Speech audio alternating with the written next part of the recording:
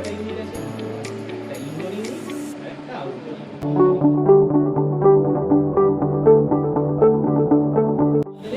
Compressor, এবার compressor বিভিন্ন টাইপের হয়ে থাকে। তার মধ্যে এই যে কম্প্রেসারটা, এটা হচ্ছে sealed unit hermetic reciprocating compressor. এটা সাধারণত দেখা যায় রেফ্রিজারেটরে। সেটা দু ধরনের রেফ্রিজারেটর হয়ে থাকে, একটা হচ্ছে তোমার সিঙ্গেল ডোর বা কি হলো তিনটে রানিং, একটা কমন, একটা স্টার্টিং, রানিং। এবার কি করে আমরা আইডেন্টিফাই করবো কোনটা কমন, কোনটা স্টার্টিং, কোনটা রানিং? আমরা ধরে নেবো একটা এ, একটা বি, একটা সি।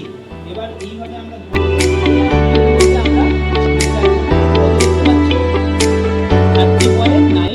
ওহম। আচ্ছা, এবার বি আর সি এর মধ্যে দেখো কানেক্ট করলাম, বি আর সি এর মধ্যে কত দেখতে পাচ্ছ দেখো 48 ওহম।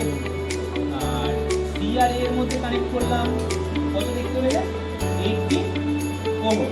সব থেকে বেশি হলো আমাদের কিসে, বি আর সি। তার মানে বি আর সি ব্যতীত যে পয়েন্টটি থাকবে সে পয়েন্টটি কি হবে, ভেরি গুড।